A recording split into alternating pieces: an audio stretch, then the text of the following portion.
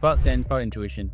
Basically what this is saying is like, how well do you know your market, which means you got to know your market signals. How well do you know your customer, which means you got to know your customer signals. And how well do you know your business? The last thing about product prioritization and feature prioritization is that it requires very heavily on product intuition, or product sense if you're now following the latest jargons, the latest buzzwords. Product sense, product intuition. Basically what this is saying is like, how well do you know your market, which means you got to know your market signals. How well do you know your customer, which means you got to know your customer signals.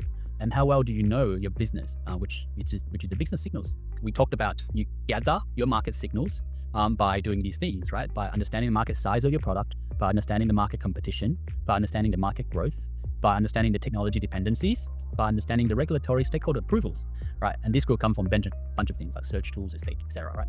But what I suggest is you create a mirror board, put this in the mirror board so you can update this over time. So these are the things you have to research on. And the more you research, the stronger your product intuition is, or your product sense is for your company. The second part's about your customer signals, which is like, your customer needs gains, your customer interviews, the switching cost of your customer, buying power of your customer. And you get that through interview, research, surveys, feedback, A/B testing, right? All these channels to do with customer. You got to use quantitative and qualitative signals for you to build a very strong product intuition.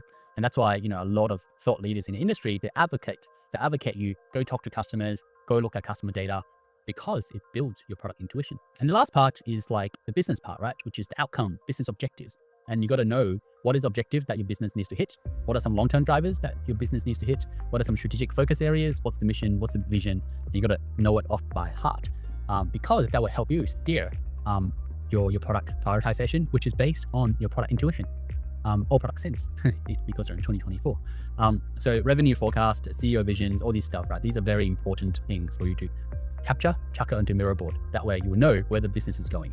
And you want to put all this into a mirror board somewhere, and you're going to see how it's done.